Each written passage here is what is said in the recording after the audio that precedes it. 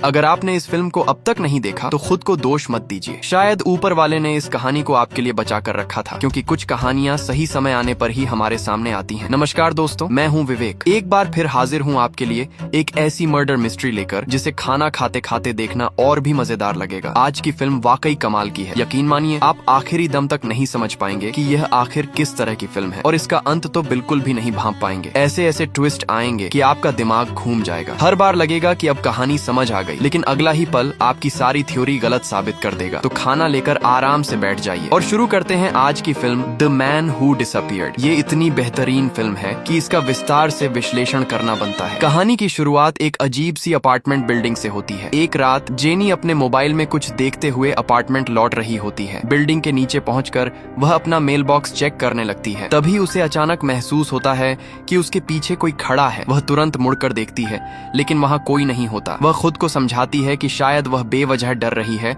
और फिर से मेल बॉक्स देखने लगती है। लेकिन कुछ ही सेकंड बाद उसे दोबारा वही एहसास होता है कि कोई उसके पीछे मौजूद है। इस बार वह फिर मुड़कर देखती है। दृश्य साफ नहीं दिखाया जाता, लेकिन इतना जरूर है कि वह बुरी तरह डर जाती है और जान बचाकर अपने फ्लैट की तरफ भागने लगती है। किसी तरह अपने दरवाजे तक पहुंच तो जाती है, लेकिन डर के मारे उसके हाथ कांप रहे होते हैं। चाबी बार बार लॉक में लगाने की कोशिश करती है, पर चाबी सही जगह नहीं लग पाती। आखिरकार वह एक बार फिर मुड़कर देखती है और तभी सब कुछ खत्म हो जाता है। कुछ पल के लिए चारों तरफ मौत जैसी खामोशी छा जाती है। फिर अचानक लाइट दोबारा जलती है, लेकिन जेनी वहां से अजीब तरीके से गायब हो चुकी होती है। इसके बाद कहानी के मुख्य किरदार जैक की एंट्री होती है। कॉलेज से ग्रेजुएट होने के बावजूद उसे कोई ढंग की नौकरी नहीं मिली, इसलिए वह कुरियर डिलीवरी का काम करके किसी तरह अपना गुजारा कर रहा है। फिर भी वह हर समय थका होने की शिकायत करता रहता है। जैसे ही थोड़ा खाली समय मिलता है, वह मोबाइल निकालकर मिस्ट्री और सस्पेंस वाले उपन्यास पढ़ने लग जाता है। उसे देखकर लगता है कि अगर यही हाल रहा तो एक दिन उसकी नौकरी भी चली जाएगी। लेकिन जैक की एक खासियत है, उसकी ऑब्जर्वेशन पावर बहुत तेज है। वह छोटी से छोटी चीज भी तुरंत नोटिस कर लेता है और उसे रहस्य व जासूसी कहानियां पढ़ने का भी बहुत शौक है। उसका एक वरिष्ठ सहकर्मी अराकावा, जो एक लेखक बनना चाहता है, अक्सर जैक को अपनी लिखी हुई वेब उपन्यास पढ़ने के लिए देता है और उसके रिएक्शन का इंतजार करता है। लेकिन जैक हर बार सिर्फ हाँ कह देता है और घर जाकर उसे कभी नहीं पढ़ता। वह हमेशा स्पाई टेंसी नाम का एक ही उपन्यास पढ़ता रहता है। एक दिन जैक की ड्यूटी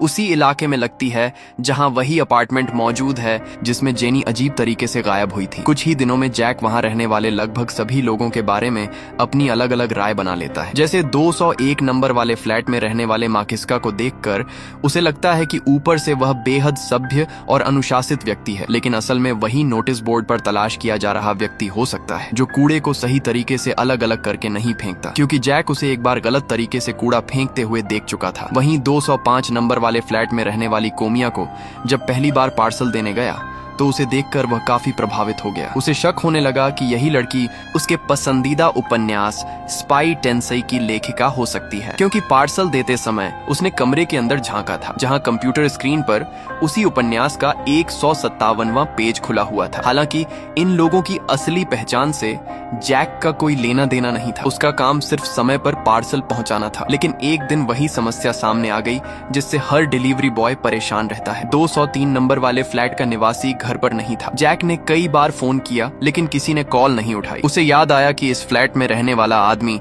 लगभग कभी घर पर मिलता ही नहीं था और हर बार कई बार फोन करना पड़ता था। असल वजह यह थी कि इसी फ्लैट में पहले जेनी रहती थी, जो कुछ हफ्ते पहले अजीब तरीके से गायब हो चुकी थी। आखिरकार 4-5 बार कॉल करने के बाद फोन उठता है। दूसरी तरफ मौजूद आदमी गुस्से में कहता है कि वह घर पर नहीं है और पार्सल दरवाजे के बाहर छोड़ने को कहता है। लेकिन जैक नया डिलीवरी बॉय नहीं था। उसकी कंपनी के नियम के मुताबिक पार्सल किसी भी हालत में दरवाजे के बाहर नहीं छोड़ा जा सकता था। उसे सीधे रिसीवर के हाथ में देना जरूरी था। आखिर दोनों की बात तय होती है कि पार्सल की डिलीवरी अगले दिन यानी 12 मार्च की सुबह 8 बजे से 10 बजे के बीच होगी। उधर दोपहर में जब काम कम था तो अराकावा फिर से जैक को अपना लिखा हुआ उपन्यास पढ़ने के लिए मनाने लगा, लेकिन जैक को उसमें बिल्कुल दिलचस्पी नहीं थी। उल्टा वह स्पाई टेंसई उपन्यास की तारीफ करने लगा और उसमें मौजूद तरह तरह की चालों और ट्रिक्स के बारे में बताने लगा। दोनों अपनी अपनी बात पर अड़े रहे, कोई भी एक दूसरे को मना नहीं पाया। अगले दिन सुबह जैक काम में इतना व्यस्त रहा कि उसे 203 नंबर वाले फ्लैट में रहने वाले आदमी के पार्सल की याद ही नहीं रही। ऊपर से जिस कागज पर उसने डिलीवरी का समय लिखा था वह भी कहीं खो गया था। जब तक वह वहां पहुंचा तब तक दोपहर हो चुकी थी। जैसा कि होना ही था, फ्लैट में कोई मौजूद नहीं था। उसने फोन किया तो दूसरी तरफ वाले आदमी ने उल्टा उसे डांट दिया। अब पार्सल तो हर हाल में डिलीवर करना था, इसलिए जैक सामने वाले की बात मानकर पार्सल नीचे लगे मेल बॉक्स में रखने का फैसला करता है। लेकिन जब वह 203 नंबर वाले मेल बॉक्स को देखता है तो वह पहले से ही पार्सलों और चिट्ठियों से पूरी तरह भरा हुआ था। उसमें कुछ भी रखने की जगह नहीं बची थी। तभी उसकी नजर बगल में लगे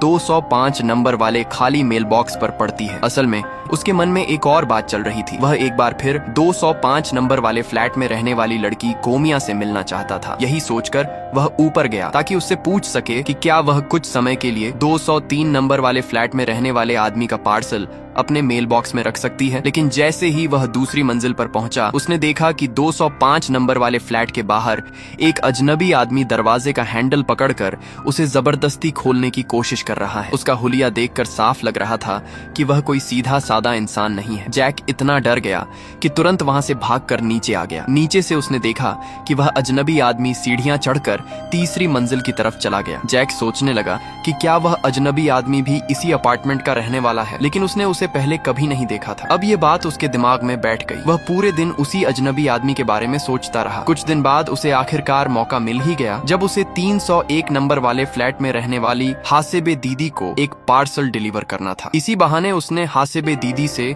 उस अजनबी आदमी के बारे में पूछ लिया। हासिबे दीदी ने बताया कि जैक ने उसे देर से देखा था। वह आदमी दरअसल 302 नंबर वाले फ्लैट में रहता है और कुछ ही समय पहले यहाँ रहने आया है, इसलिए वह भी उसके बारे में ज्यादा कुछ नहीं जानती। बस इतना जानती है कि उसका नाम शिमाजाकी है। उसी रात जैक ये पूरी बात अराकावा को बताता है। दोनों को शक होने लगता है कि कहीं वह अजनबी कोई सनकी या पीछा करने वाला आदमी तो नहीं। जैक तो तुरंत पुलिस के पास जाने की बात कहता है, लेकिन अराकावा उसे रोक देता है। वह समझाता है कि फिलहाल उनके पास सिर्फ शक है, कोई ठोस सबूत नहीं। ऐसे में पुलिस भी शायद उनकी बात को गंभीरता से नहीं लेगी, इसलिए पहले कुछ पक्के सबूत इकट्ठा करना जरूरी होगा। समस्या यह थी कि 302 नंबर वाले फ्लैट में रहने वाले अजनबी आदमी के नाम कभी कोई पार्सल आता ही नहीं था, इसीलिए जैक के पास वहां जाने का कोई बहाना नहीं था। लेकिन उसने ठान लिया था कि चाहे कुछ भी हो जाए वह उस अजनबी आदमी की असलियत जरूर पता लगाएगा। जब कोई मौका नहीं मिला तो उसने खुद ही एक मौका बना लिया। एक दिन अपनी सारी डिलीवरी पूरी करने के बाद वह सीधे 302 नंबर वाले फ्लैट के दरवाजे पर पहुंच गया। दरवाजा खुलते ही उसने झूठ बोल दिया कि वह एक सर्विस चेक के सिलसिले में आया है, लेकिन सामने वाले अजनबी आदमी ने तुरंत कह दिया कि उसने ऐसी कोई सर्विस बुक ही नहीं की। यह सुनते ही जैक ने बिना देर किए नया बहाना बना दिया कि शायद पता दर्ज करने में कोई गलती हो गई होगी। इसी बातचीत के दौरान ही जैक को पता चलता है कि उस अजनबी आदमी का नाम शिमाजाकी है। आधी बातचीत होने के बाद शिमाजाकी को शक हो जाता है और वह तुरंत दरवाजा बंद करने की कोशिश करता है, लेकिन जैक बिना डरे दरवाजे को बंद नहीं होने देता और उसे जबरदस्ती पूरा खोल देता है। जैसे ही जैक की नजर अंदर पड़ती है वह पूरी तरह चौंक जाता है। पूरा कमरा तरह तरह के निगरानी और सुनने वाले उपकरणों से भरा हुआ था। यह देखकर उसके दिमाग में तरह तरह की बातें आने लगी। उसे लगा कि कहीं यह कोई खतरनाक सीरियल किलर या सन की अपराधी तो नहीं। डर के मारे जैक वहां से सीधे 205 नंबर वाले फ्लैट की ओर दौड़ पड़ता है। वह देखना चाहता था कि कोमिया सुरक्षित है या नहीं। दरवाजा खुला तो कोमिया बिल्कुल ठीक थी। अब जैक के पास उससे बात करने का कोई बहाना नहीं था, इसलिए उसने खुद को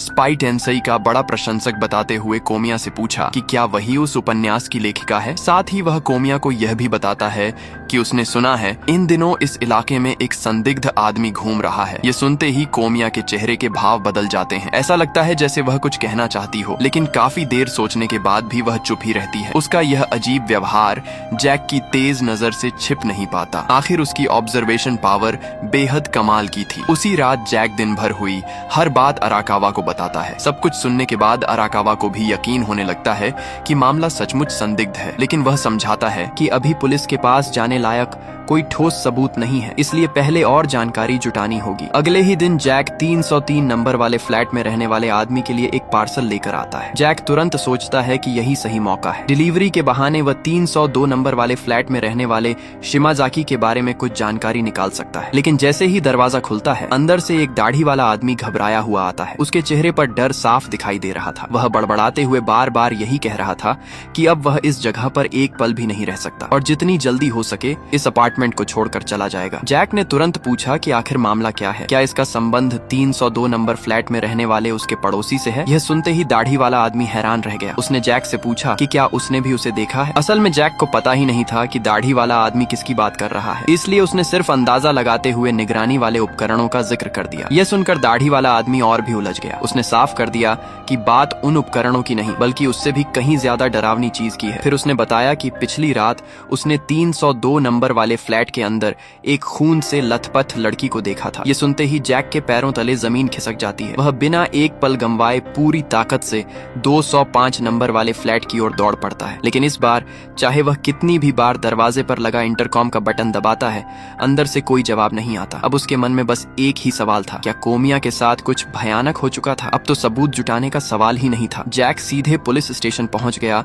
और पूरी घटना की रिपोर्ट दर्ज करा दी। लेकिन रात तक इंतजार करने के बाद जब पुलिस वापस आई तो उन्होंने कहा कि वह बेवजह ज्यादा सोच रहा है। उन्होंने बताया कि 302 नंबर वाले फ्लैट में रहने वाला शिमाजाकी कोई अपराधी नहीं बल्कि एक स्ट्रगलिंग कॉमेडियन है। उसके खिलाफ उन्हें कुछ भी संदिग्ध नहीं मिला। इतना ही नहीं, वह अपार्टमेंट पहले से ही लोगों के गायब होने वाला अपार्टमेंट के नाम से बदनाम है और खास तौर पर 302 नंबर वाले फ्लैट को तो लोग मनहूस या भूतिया कमरा मानते हैं। शिमाजाकी भी वहाँ किसी अपराध की वजह से नहीं बल्कि एक टीवी कार्यक्रम की शूटिंग के लिए रह रहा था। कुछ पल के लिए जैक को भी लगा कि शायद वह सचमुच ज्यादा सोच रहा था, लेकिन तभी उसे दाढ़ी वाले आदमी की बात याद आती है। उसने तो साफ कहा था कि पिछली रात उसने 302 नंबर वाले फ्लैट के अंदर एक खून से लथपथ लड़की को देखा था। ये बात सुनकर पुलिस झुंझला जाती है। उनका कहना था कि जब पूरा इलाका उस फ्लैट को भूतिया मानता है तो हो सकता है उसने किसी भूत प्रेत को ही देख लिया हो। कुल मिलाकर पुलिस ने उसकी शिकायत को गंभीरता से नहीं लिया और उसे वापस भेज दिया। जैक ने पूरी बात अराकावा को बताई, लेकिन अराकावा को इसमें कुछ भी अजीब नहीं लगा। उसका कहना था कि दुनिया में बहुत सी ऐसी घटनाएं होती हैं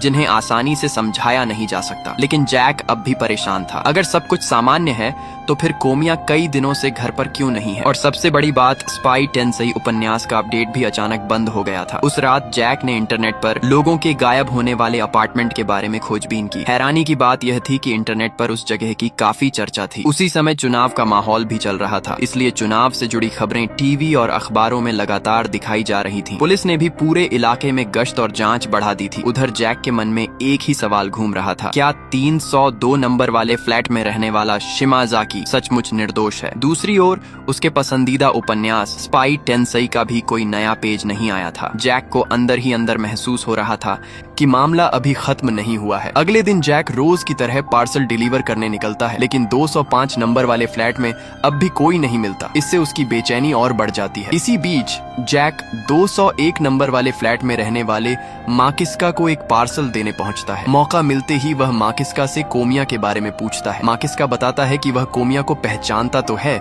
लेकिन उसकी कभी उससे बात नहीं हुई। इसके बाद जैक पूछता है कि क्या उसने कोमिया को हाल फिलहाल में देखा है या फिर वह कहीं गायब तो नहीं हो गई। ये सुनकर माकिस्का बताता है कि उसने तो उसे परसों रात ही देखा था। उस समय एक अजनबी आदमी कोमिया को सहारा देकर ले जा रहा था। दूर से देखकर ऐसा लग रहा था जैसे कोमिया शराब के नशे में थी। ये सुनते ही जैक के मन में एक शक पैदा हुआ। उसने तुरंत माकिस्का से पूछा कि क्या वह शख्स करीब 30 साल का था और उसके बाल साइड से छोटे कटे हुए थे। माकिस्का ने जैक की बात की पुष्टि कर दी। इतना सुनते ही जैक समझ गया कि वह अजनबी आदमी कोई और नहीं बल्कि 302 नंबर वाले फ्लैट में रहने वाला शिमाजाकी ही था। इसके बाद जैक 301 नंबर वाले फ्लैट में रहने वाली हासिबे दीदी के पास पहुंचा। बातचीत के दौरान हासिबे दीदी ने भी बताया कि अब उन्हें 302 नंबर वाले फ्लैट में रहने वाले पड़ोसी शिमाजाकी से डर लगने लगा है। जब जैक ने इसकी वजह पूछी तो उन्होंने बताया कि पिछले कुछ दिनों से उनकी पालतू बिल्ली अचानक बहुत सुस्त रहने लगी है। उन्हें शक है कि इसकी वजह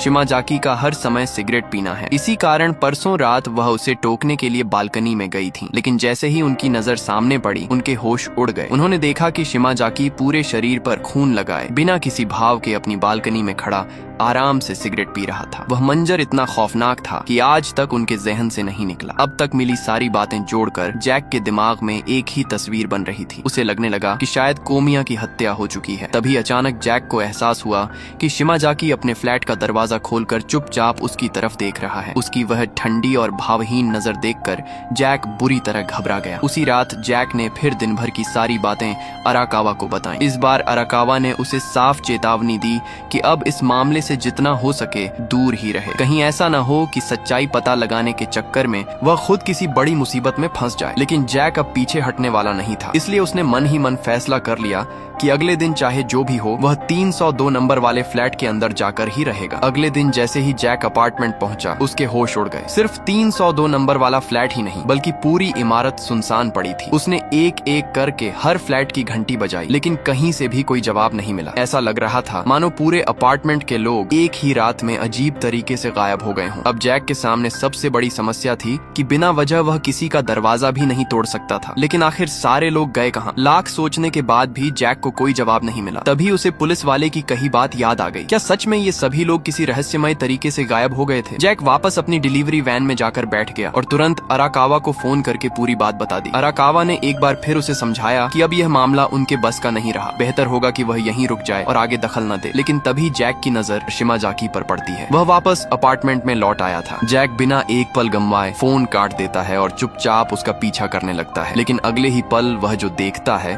उससे उसके होश उड़ जाते हैं। शिमाजाकी अपने फ्लैट की तरफ नहीं जाता बल्कि सीधे 205 नंबर वाले फ्लैट में घुस जाता है। ये देखकर जैक का दिल जोर जोर से धड़कने लगता है। फिर भी वह हिम्मत जुटाकर उसके पीछे अंदर चला जाता है। कमरे के अंदर अंधेरा था और चारों तरफ सन्नाटा पसरा हुआ था। लेकिन जैसे ही जैक अंदर कदम रखता है, उसे अपनी सबसे बड़ी गलती का एहसास हो जाता है। असल में शिमाजाकी पहले से जानता था कि जैक उसका पीछा कर रहा है। जैसे ही जैक अंदर आता है, शिमाजाकी पीछे से उसके सामने आ जाता है। जैक गुस्से में शिमाजाकी से पूछता है कि वह कोमिया के फ्लैट में क्या कर रहा है और उसने कोमिया के साथ क्या किया है। लेकिन शिमाजाकी एक भी शब्द नहीं बोलता। वह बस चुपचाप जैक को घूरता रहता है। तभी अगले ही पल दरवाजे के पीछे से कोमिया बिल्कुल सुरक्षित बाहर आ जाती है। यह देखकर जैक पूरी तरह सन्न रह जाता है। उसके लिए समझ पाना मुश्किल था कि आखिर यहाँ चल क्या रहा है। तभी अचानक कमरे का दृश्य बदलता है। जैक का वरिष्ठ सहकर्मी अराकावा भी वहाँ पहुँच चुका था। दरअसल फोन अचानक कट जाने के बाद उसे जैक की चिंता होने लगी थी, इसलिए वह भी बिना देर किए सीधे अपार्टमेंट पहुँच गया। अब जब सभी लोग एक ही जगह मौजूद थे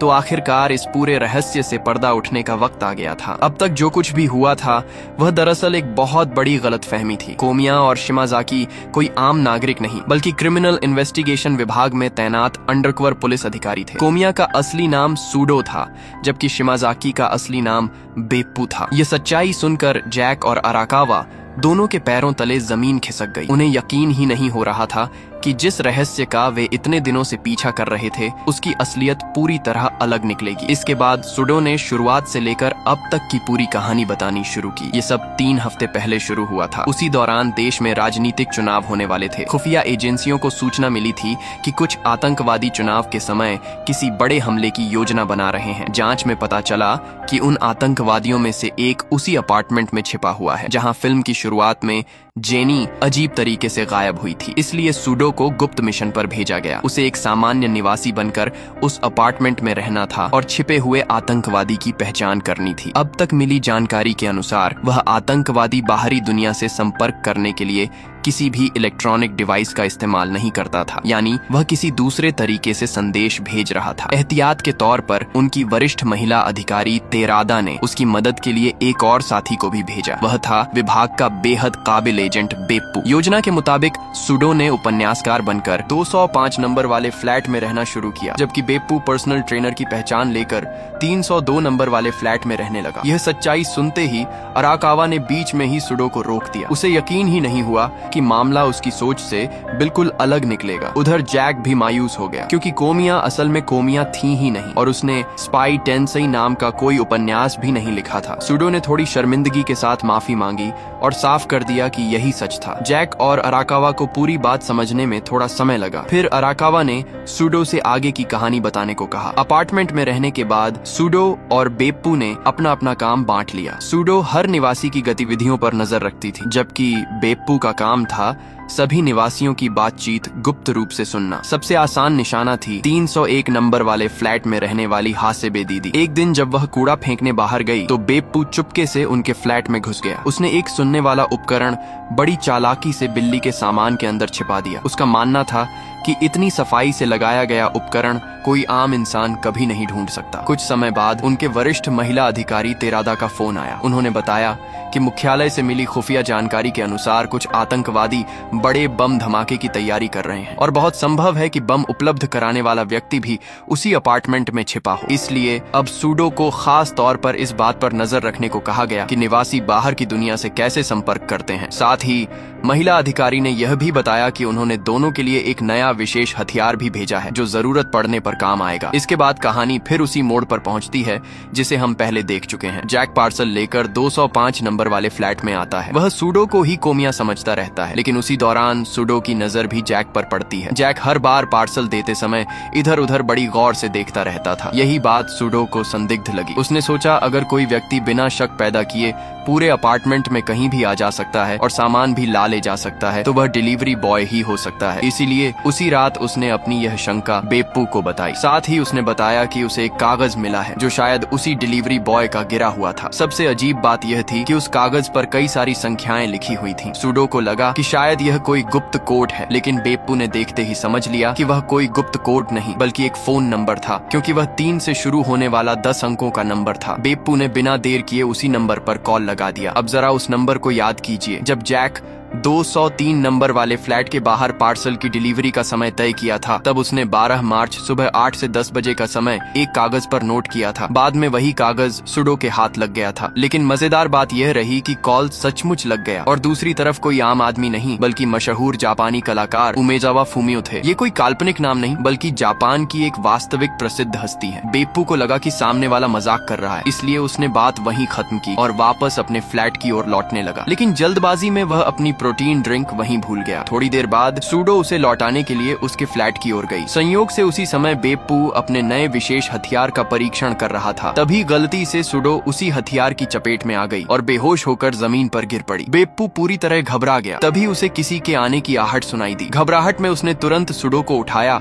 और कमरे के अंदर ले गया। यही वह घटना थी जिसे बाद में माकिस्का ने जैक को बताया था। यानी जिस घटना को जैक अपहरण समझ रहा था वह दरअसल एक हादसा था। लेकिन गलतफहमियां यहीं खत्म नहीं हुई। कुछ दिनों बाद बेप्पू को पता चला कि उसने जो 301 नंबर फ्लैट में सुनने वाला उपकरण लगाया था उसे किसी ने निकाल दिया है। उसे अपनी तकनीक पर पूरा भरोसा था। इतनी सफाई से लगाए गए उपकरण को कोई आम इंसान नहीं ढूंढ सकता था। इसलिए उसके मन में पहला शक हासेबे दीदी पर गया। उसे लगा कि शायद वही आतंकवादियों से जुड़ी हो सकती है। घबराकर वह तुरंत 205 नंबर वाले फ्लैट के पास पहुंचा ताकि सूडो से इस बारे में बात कर सके। लेकिन उस समय सूडो अपने वरिष्ठ महिला अधिकारी को रिपोर्ट दे रही थी, इसलिए उसने दरवाजा नहीं खोला। इसी दौरान दरवाजा खटखटाते हुए बेप्पू को जैक ने देख लिया था। यहीं से जैक को उस पर शक होना शुरू हुआ। जब सूडो बाद में बाहर निकली तब तक जैक वहां से जा चुका था। इसके बाद सूडो ने बताया कि उनके वरिष्ठ महिला अधिकारी ने उस फोन नंबर की भी जांच करवाई थी। वह सचमुच उमेजावा फुमियो का ही नंबर निकला। इसलिए साफ था कि जैक का आतंकवादियों से कोई संबंध नहीं था। लेकिन महिला अधिकारी का मानना था कि असली शक अभी भी जैक पर ही जाता है, क्योंकि जैक भी हाल ही में इस इलाके में ड्यूटी पर लगाया गया था, इसलिए उस पर नजर रखना जरूरी था। इसके बाद बेप्पू ने दोबारा एक योजना बनाई। वह पर्सनल ट्रेनर बनकर फिर से हासेबे दीदी के फ्लैट में पहुंचा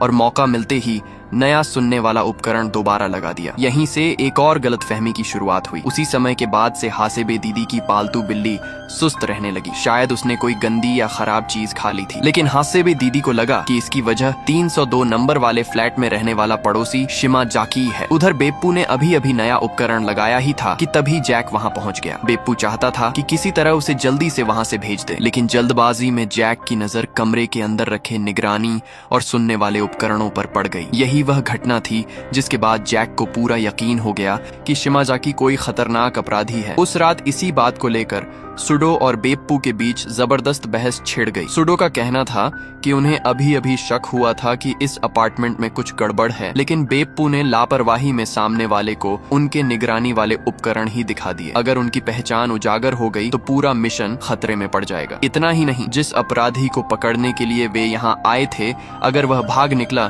तो इसकी जिम्मेदारी कौन लेगा। दोनों की बहस अभी चल ही रही थी कि तभी दरवाजे पर दस्तक हुई। बेप्पू ने जैसे ही दरवाजा खोला, सामने 303 नंबर वाले फ्लैट में रहने वाला दाढ़ी वाला पड़ोसी खड़ा था। वह सिर्फ रात में हो रहे शोर की शिकायत करने आया था, लेकिन बदकिस्मती से उसकी नजर भी कमरे के अंदर रखे निगरानी वाले उपकरणों पर पड़ गई। अब बेप्पू के पास कोई दूसरा रास्ता नहीं था। उसने तुरंत एक झूठी कहानी बना दी। उसने कहा कि वह असल में कोई अपराधी नहीं बल्कि सिर्फ एक स्ट्रगलिंग कॉमेडियन है जो एक टीवी कार्यक्रम के लिए पैरानॉर्मल घोस्ट हंटिंग शो की तैयारी कर रहा है। और क्योंकि यह कमरा लोगों के मुताबिक भूतिया है, इसलिए वह यहाँ रहकर अलौकिक घटनाओं घटनाओं की जांच कर रहा है। ये सारे उपकरण भी उसी जांच के लिए लगाए गए हैं। लेकिन दाढ़ी वाले आदमी को उसकी बात पर जरा भी भरोसा नहीं हुआ, जिसके बाद बेप्पू अपनी इस झूठी कहानी को बचाने के लिए और भी अजीब अजीब और बेतुके बहाने बनाने लगा। अपनी बात पर यकीन दिलाने के लिए बेप्पू ने कहा कि इस कमरे में अक्सर अजीब अजीब आवाजें सुनाई देती हैं। इतना ही नहीं, उसने दाढ़ी वाले आदमी से कहा कि अगर उसे यकीन नहीं है तो वह खुद सुन सकता है। इतना कहते ही अंधेरे में छिपी सुडो भी उसका साथ देने लगी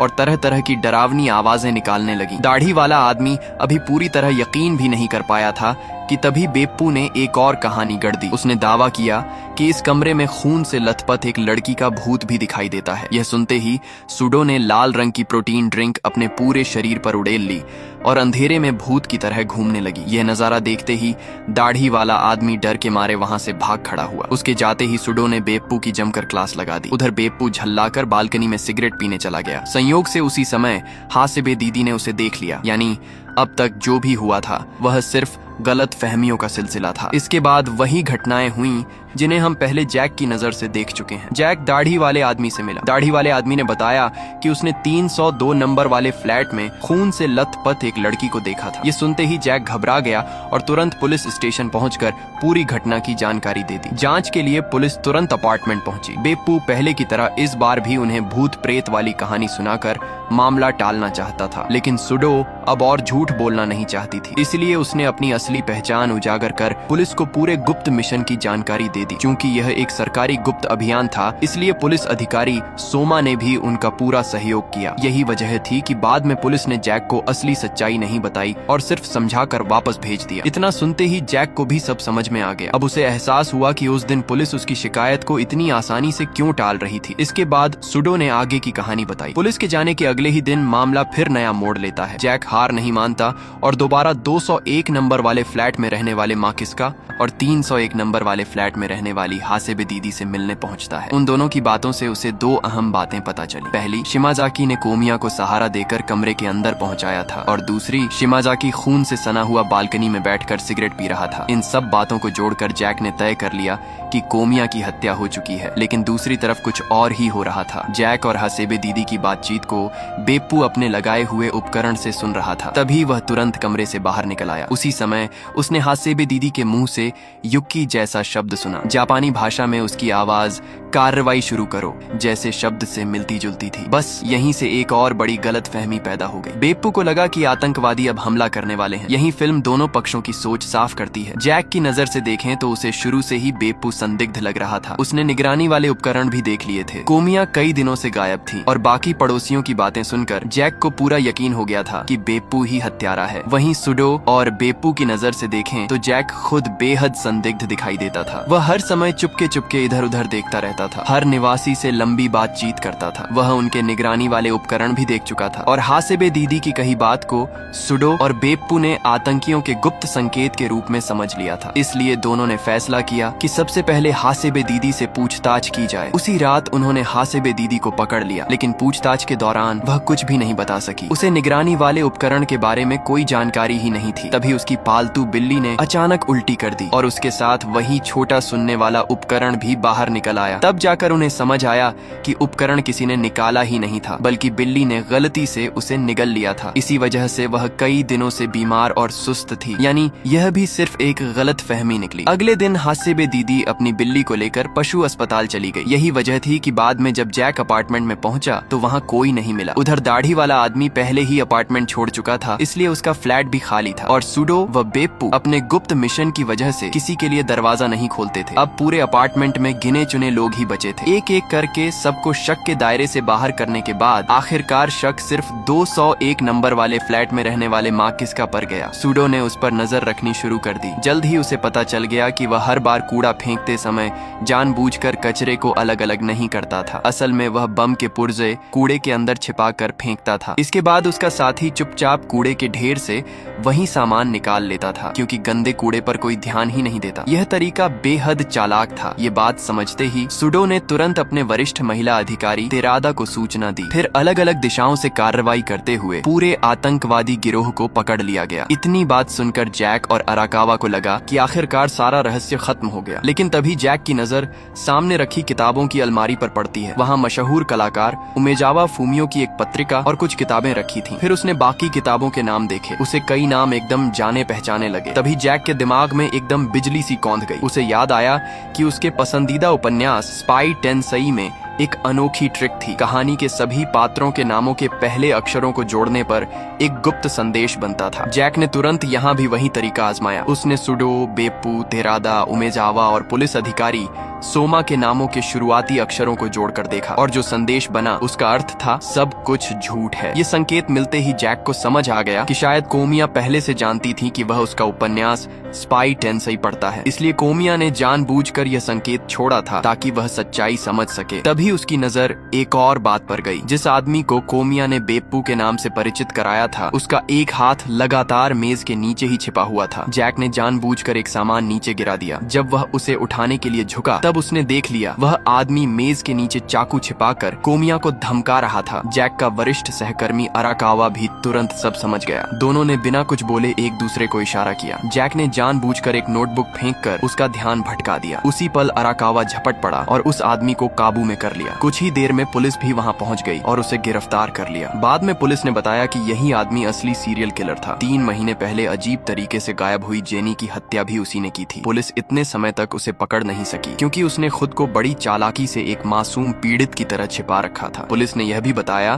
कि जैक ने पहले ही हासिबे दीदी और माकिस्का को चेतावनी भरे खत दे दिए थे। इसी वजह से वे समय रहते अपार्टमेंट छोड़कर चले गए और उनकी जान बच गई। असल में जब जैक को शिमाजाकी पर शक हुआ था तभी उसने पार्सल पहुंचाने के बहाने उन दोनों को चेतावनी वाला खत दे दिया था। इससे एक बात तो साफ हो गई, जैक की जासूसी और अनुमान लगाने की क्षमता वाकई काफी मजबूत थी। जहाँ तक दाढ़ी वाले आदमी की बात है वह पहले ही घर बदल चुका था, इसलिए वह भी सुरक्षित था। यानी इस अपार्टमेंट में जेनी के अलावा किसी और की हत्या नहीं हुई थी। लेकिन यह सुनते ही जैक को कुछ अजीब लगा। उसने सोचा अगर किसी और की हत्या ही नहीं हुई तो फिर इतने सारे पुलिस वाले इस अपार्टमेंट में आखिर किस चीज की जांच कर रहे हैं। जैक ने एक पुलिस वाले को आवाज देकर वजह पूछना चाहा, लेकिन किसी ने उसकी तरफ देखा तक नहीं। वह हैरान होकर पुलिस के पीछे पीछे बाथरूम तक चला गया और वहाँ जो उसने देखा उसे देखकर उसके पैरों तले जमीन खिसक गई। बात टब में पड़ी लाश उसी की अपनी थी। असलियत यह थी कि जब जैक 205 नंबर के फ्लैट में शिमाजाकी के पीछे पीछे अंदर गया था तभी शिमाजाकी ने पीछे से उस पर हमला कर दिया था। जैक की वहीं मौत हो गई थी। बाद में जब अराकावा वहाँ पहुंचा तो उस हत्यारे ने कोमिया को बंधक बनाकर पूरी नकली कहानी रच दी। अगर आप फिल्म को दोबारा ध्यान से देखें तो एक दिलचस्प बात समझ आएगी। पूरे समय जब कोमिया वह लंबी कहानी सुना रही होती है जैक लगातार उससे सवाल करता रहता है, लेकिन कोई भी कभी उसके सवालों का जवाब नहीं देता। असल में वह पूरे समय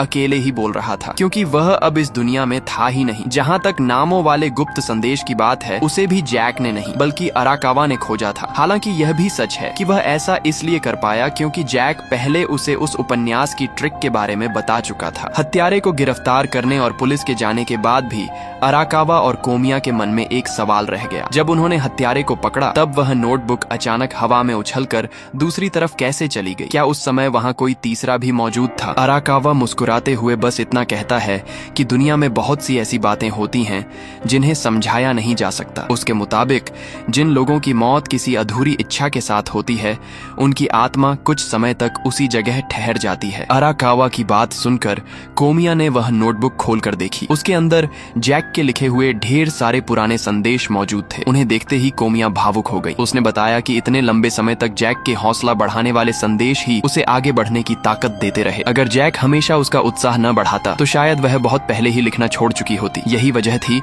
कि उसने जैक की हर एक चिट्ठी आज तक संभाल कर रखी थी। लेकिन अब उसे सिर्फ इस बात का अफसोस था, काश जैक आज यह सब सुन पाता। लेकिन जैक वहीं खड़ा था। वह सब कुछ देख भी रहा था और सुन भी रहा था, बस कोई उसे देख नहीं सकता था। तभी अचानक पास रखी 2 किताबें अपने आप नीचे गिर गईं। आवाज सुनकर कोमिया तुरंत उन किताबों के पास पहुंची और उन्हें हैरानी से देखने लगी। जब उसने दोनों किताबों के नामों पर गौर किया और उनके शुरुआती अक्षरों को जोड़कर देखा तो एक हैरान कर देने वाला संदेश सामने आया। वह यहाँ है, यानी जैक अब भी उनके पास मौजूद था। फिल्म का आखिरी दृश्य बेहद बेहद भावुक है। कोमिया बिना उसे देखे उसकी मौजूदगी महसूस करते हुए धन्यवाद देती है और बताती है कि उसकी वजह से उसे लंबे समय तक हिम्मत मिलती रही। और इसी भावुक पल के साथ फिल्म की मुख्य कहानी यहीं खत्म हो जाती है। लेकिन फिल्म यहीं खत्म नहीं होती। इसके बाद एक छोटा सा पोस्ट क्रेडिट सीन भी दिखाया जाता है। अचानक स्क्रीन फिर से रोशन होती है। जैक खुद को एक भव्य महल में खड़ा पाता है। उसने शानदार सूट पहन रखा है, लेकिन उसे समझ नहीं आता कि वह वहां कैसे पहुंचा। तभी पीछे से एक राजकुमारी उसके पास आती है और मुस्कुराते हुए उससे पूछती है कि क्या वह वही मशहूर जासूस है। यह सुनते ही जैक चौंक जाता है। उसे यह दृश्य बहुत जाना पहचाना लगता है, क्योंकि यह तो बिल्कुल स्पाई टेंसेई उपन्यास की शुरुआत जैसा था। यानी मरने के बाद वह सचमुच उसी उपन्यास की दुनिया में पहुंच चुका था और एक जासूस के रूप में नया जीवन पा चुका था। यही फिल्म पूरी तरह समाप्त हो जाती है। अगर पूरी फिल्म की बात करें तो इसकी सबसे बड़ी ताकत इसके लगातार आने वाले ट्विस्ट हैं। हर कुछ देर में कहानी ऐसा मोड़ लेती है कि पहले से बनाई गई सारी थ्योरियां टूट जाती हैं। पहली नजर में कुछ घटनाएं थोड़ी अविश्वसनीय लग सकती हैं, लेकिन ध्यान से देखें तो लगभग हर बात का तर्क कहानी में पहले ही छिपा होता है। जैसे जापान की बढ़ती बुजुर्ग आबादी की वजह से डिलीवरी जैसी नौकरियां ज्यादातर युवाओं के हिस्से आना, या फिर कोमिया का एक वेब नॉवेल लेखक होना जिसकी वजह से वह मौके पर इतनी विश्वसनीय झूठी कहानी गढ़ पाती है। हाँ, अंत में मुख्य किरदार के मर जाने वाला ट्विस्ट थोड़ा बहुत द सिक्स्थ सेंस जैसी फिल्मों की याद जरूर दिलाता है, लेकिन उसके बाद का अंतिम दृश्य कहानी को फिर से जापानी शैली में ले आता है, जहां कठोर वास्तविकता के बाद भी इंसान किसी कहानी, उपन्यास या कल्पना की दुनिया में एक नई शुरुआत पा लेता है। कुल मिलाकर अगर आपको मिस्ट्री, क्लासिक डिटेक्टिव स्टोरी और लगातार आने वाले ट्विस्ट पसंद हैं, तो यह फिल्म जरूर देखने लायक है। अब कहानी खत्म होने का वक्त है। सच्चे दिल से धन्यवाद उन सभी दोस्तों को जिन्होंने अंत तक देखा।